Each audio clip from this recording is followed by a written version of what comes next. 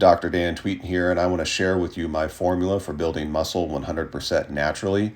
Being a former college football player, a human biology major, an exercise science major, and a doctor of chiropractic, the health, fitness, and wellness of the human body has always been an interest to me, and I want to share with you a formula that I've used to help build muscle. So let's dive into the formula. It is TUT, time under tension, plus loaded resistance with recovery equals muscle development. The formula is simple, but the variables have important details which can maximize the results of muscle development. So let's focus on the first part of the equation, time under tension plus resistance. So let's focus in on training volume, the number of sets and reps to perform. Training for muscle hypertrophy or size and training for muscle strength are not mutually exclusive, but the volume can be tweaked to either focus on maximizing muscle size or focus on maximizing muscle strength. Typically, training in the higher rep ranges of 8 to 12 reps is going to focus on developing muscle size, and training in the lower rep ranges of 1 to 5 reps per set is going to focus on strength. Of course, your training program will depend on your goals and which areas you want to focus on. A plan that includes both muscle size and strength training will likely include reps utilizing both high volume and low volume. But the key to doing either high volume or strength training is intensity.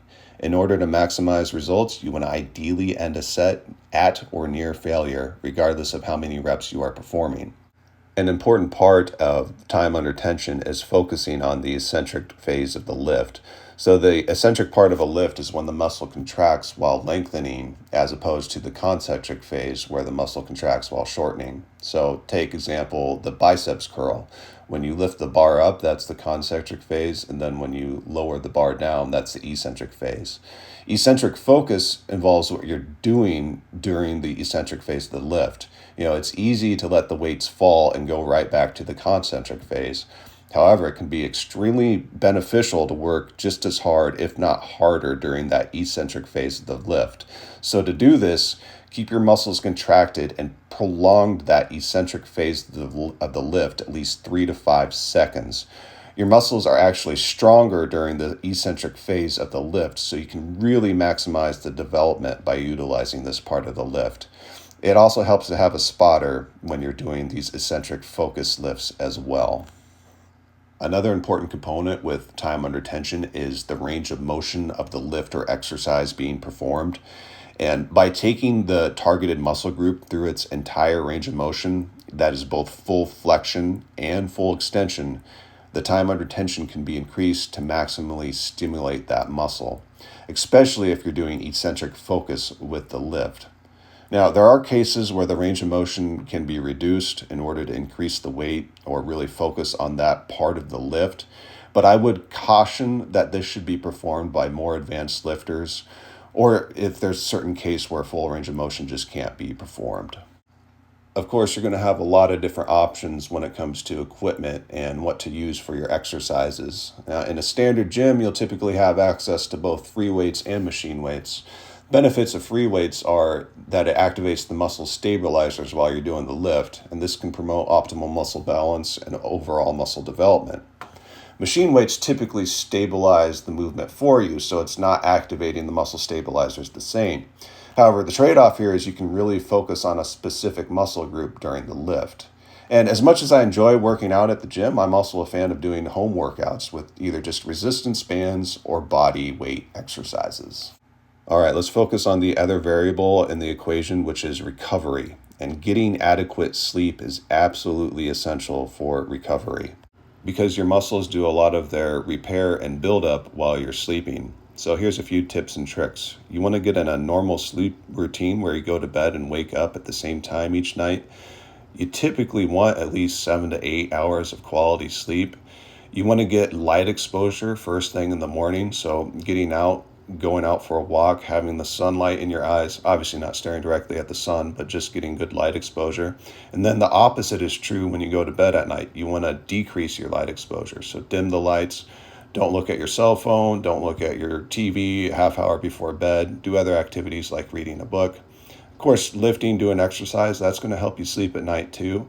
You might want to take a look at the surface you're sleeping on, if your mattress is too old, if your pillow's not giving you good sleep. And a few ideas for supplements for sleep if you're still having trouble. I like taking magnesium at night in the form of a ZMA, the 5-HTP, that's also a great supplement. And I also like GABA, gamma aminobutyric acid, which is a neurotransmitter, which might help you sleep. Another important component of recovery is diet and nutrition. Obviously, diet's going to play a huge role when it comes to muscle development, and you are what you eat.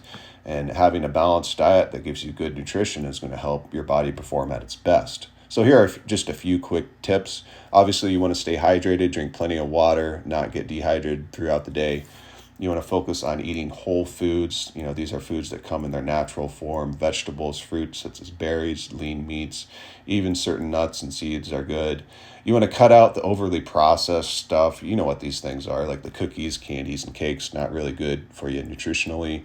You want to balance your macronutrients. Most people with heavy resistance training, you're going to need about 1 gram of protein per pound of body weight. And it might help to focus on eating some anti-inflammatory foods if you're going to be doing resistance training. Fatty fish is great for getting omega-3s. I also am a fan of olive oil because it seems to be a fat that's great for inflammation. There are certain supplements that might help with recovery. I'm going to be talking about natural ones that you could normally find in food because I am natural and have always been. First off, we have protein supplements. That would be your protein bars, protein shakes. They're just good in case you're having trouble meeting your protein requirements, eating them from food. Creatine monohydrate is a good source of ATP for the muscle cells, which provides energy. A multivitamin with extra vitamin D, even a multimineral, especially with zinc, magnesium, boron, that's just going to be good to ensure that you're not deficient in any of these micronutrients. And I also like beta-alanine, especially for those of you doing higher volume training. And with recovery, working on your mobility and flexibility is going to be important. I'm a huge fan of using a foam roller, especially in tight, contracted areas, just rolling back and forth. Obviously, being a chiropractor, I'm a huge fan of chiropractic care. I've received regular chiropractic treatment myself, and I feel it always helps with my recovery. And with your training program, you might want to do exercises that focus on muscle stability and overall muscle balance so your body's recovering appropriately. And I also like using topicals to rub into tight and contracted muscles as well. One of my favorites is Purewell Recovery and Relief Balm, link in the description below. And lastly, just to wrap up, I want to mention why muscle development in this equation matters.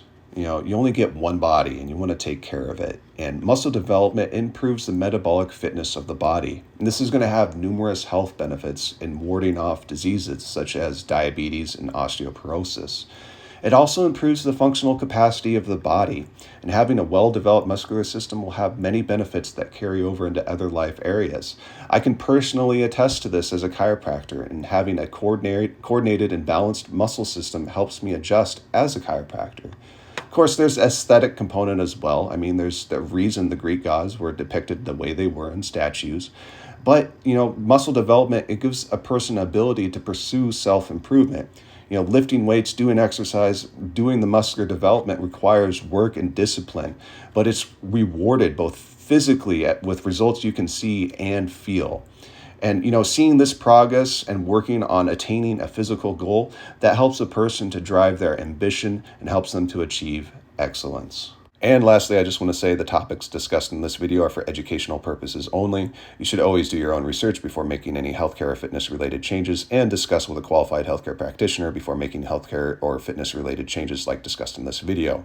If you want to find out more information about chiropractic, visit www.tweetonchiropractic.com. If you like the video, please hit the like, hit the subscribe, and stay tuned for more.